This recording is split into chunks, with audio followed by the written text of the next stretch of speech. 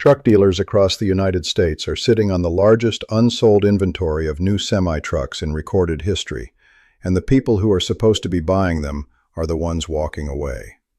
In the first quarter of 2026, Class 8 truck orders fell 37% below where analysts expected them. That's not a dip, that's a market in open revolt. And the revolt isn't coming from Wall Street or from fleet managers in glass office towers. It's coming from men like Dale Harmon, a 58-year-old owner-operator out of Tulsa, Oklahoma, who had a signed purchase agreement for a new $189,000 Freightliner Cascadia sitting on his kitchen table for 6 days before he tore it up. The reason Dale walked away is the same reason thousands of others are walking away, and it has almost nothing to do with the truck itself.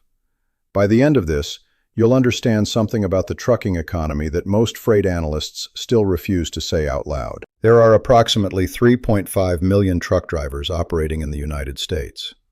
Of those, roughly 350,000 are owner-operators, independent men and women who own their own equipment, set their own routes, and carry the full weight of every business decision on their own backs. Dale Harmon has been owner-operating for 22 years. He runs a single truck, hauls refrigerated freight across a 4-state corridor, and grosses between $180,000 and $220,000 a year, depending on fuel and freight rates. On paper, that looks like a healthy business. But after fuel, insurance, maintenance, tires, and loan payments, Dale nets closer to $52,000, less than the median American household income. When he ran the numbers on that new Freightliner, the monthly payment alone came to $3,400. That's $40,800 a year, on a net of $52,000. The system that put Dale in that position wasn't built overnight. It is a compounding structure, freight rates set by brokers, fuel costs indexed to global markets, equipment prices inflated by a supply chain that never fully recovered from 2021, and insurance premiums that have risen 68% in 5 years. No single actor built this trap, but the trap is real. What Dale discovered when he dug deeper into that purchase agreement would have surprised even his own accountant. And Dale's situation is not unusual. It is, in fact, the median. But this is only the surface layer. To understand why truckers are abandoning new equipment in 2026, you have to go back to 2020. When the pandemic froze the economy, the manufacturers, Peterbilt, Kenworth, Freightliner, Volvo, shut down their production lines. They let their parts suppliers go idle. They reduced headcount. They did exactly what manufacturers do in a downturn. Then something unexpected happened. The freight market exploded. E-commerce demand, stimulus spending, and a global goods binge created the hottest freight market in a generation. Spot rates, the per-mile price a trucker gets on the open market, hit $3.10 per mile in early 2022. That's $3.10. The long-run average is closer to $1.90. Owner-operators were printing money, and the manufacturers, scrambling to restart production into a broken supply chain, couldn't build trucks fast enough. So truckers ordered. They ordered heavily. They ordered at prices that only made sense at $3.10 per mile. Then the brokers moved. The large freight brokers, companies that sit between shippers and carriers and take a cut of every load, began systematically absorbing excess capacity. They used digital load boards to expand their reach. They compressed margins. By mid-2023, spot rates had crashed to $1.67 per mile. The trucks that owner-operators had ordered at peak prices were now arriving at dealerships into a market that paid 46% less per mile than when they signed the papers. The math broke. Completely. Manufacturers refused to renegotiate. Dealers held firm on prices. And the banks that had underwritten the loans at 2021 valuations had no incentive to restructure.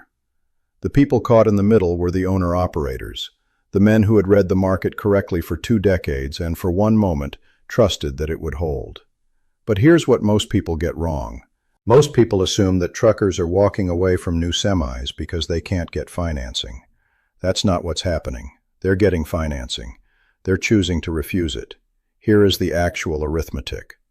A new Class 8 semi in 2026 averages $189,000 to $215,000 depending on spec.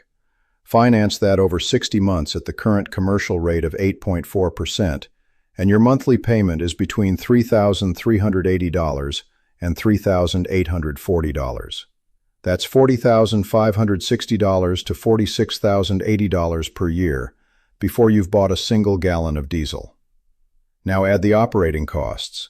Diesel, at the 2026 national average of $4.21 per gallon, costs a long-haul owner-operator approximately $58,000 per year at average mileage. Insurance, which has climbed 68% since 2019, now runs $18,000 to $24,000 annually for a single-truck owner-operator with a clean record. Tires, $7,200 a year. Maintenance and unexpected repairs on a new truck under warranty, still averaging $11,000 when you account for downtime and non-covered components. Total annual operating cost before the loan, $98,200. Add the loan, $138,760 to $144,280 per year. That's what it costs to run a brand new semi in America in 2026. Now look at revenue. At the current average spot rate of $1.84 per mile, which is where the market settled after the 2022-2023 correction, an owner-operator running 120,000 miles per year grosses $220,800. That sounds like margin, until you subtract $144,000 in costs. That leaves $76,800 gross profit before taxes, and before the owner-operator pays himself a salary. The federal poverty line for a family of 4 is $31,200. These men are not poor, but they are running a $200,000 asset to generate a $76,800 margin in a market they don't control. And that margin compresses every time a broker reprices a lane. Here is what Dale Harmon's accountant found buried in the fine print of that Freightliner agreement, a detail that changes the entire calculation. The manufacturer's warranty on emissions and DEF system components, the systems mandated by EPA regulations, is separate from the powertrain warranty. Repairs to those systems, which run between $14,000 and $22,000 per incident, fall to the operator after 24 months, on a 60-month loan. That means for the final 36 months of the loan, the owner-operator carries full liability on the most failure-prone systems in the truck. That is the counterintuitive turn. The new truck is not safer. It is more expensive and more financially exposed than a well-maintained 2018 model that a trucker already owns free and clear. The used market understood this before the analysts did. If you've spent any time in the cab of a truck, or spent time around people who have, you already suspected something like this was true. You've known for a long time that the economics of trucking don't add up the way the industry press says they do. What you didn't have were the exact numbers that prove it. Now you do. What most people outside the industry don't realize is that the abandonment of new semis in 2026 is not a sign of a trucking industry in collapse. It is a sign of an industry making a rational decision under irrational pressure. Owner-operators are not failing. They are adapting. The men walking away from $189,000 Freightliners are the same men running 2016 and 2018 Peterbilts with 800,000 miles on them, trucks that are paid off, known quantities, and generating clean margin in a compressed market. The dealerships understand this. The manufacturers are beginning to understand this. And the freight brokers, who profit from rate compression regardless of what equipment is on the road, understand it better than anyone. The shift that is now underway in the used truck market will reshape the economics of owner-operating for the next decade. Dale Harmon didn't buy that Freightliner. He bought a 2019 Kenworth T680 with 610,000 miles for $67,000 cash. His payment is zero. His exposure is managed. And in a market running at $1.84 per mile, zero payment is the most powerful financial position you can hold. Which brings us to what happens next. The manufacturers are not sitting still. Peterbilt, Kenworth, and Freightliner have all begun internal reviews of their warranty structures, and at least two of the big three are expected to announce extended emissions coverage programs before the end of 2026. But the market doesn't wait for announcements. Right now, used Class 8 trucks in the 500,000 to 800,000 mile range are selling at auction for 22% more than they were 18 months ago. That price is being driven by the same owner-operators who walked away from the new lots. They found the value the dealers couldn't sell them. The new truck market will recover, it always does. But the next generation of owner-operators entering this industry will carry a different calculation in their heads. They'll know what the payment actually costs.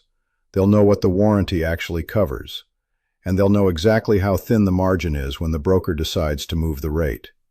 That knowledge doesn't disappear, it compounds.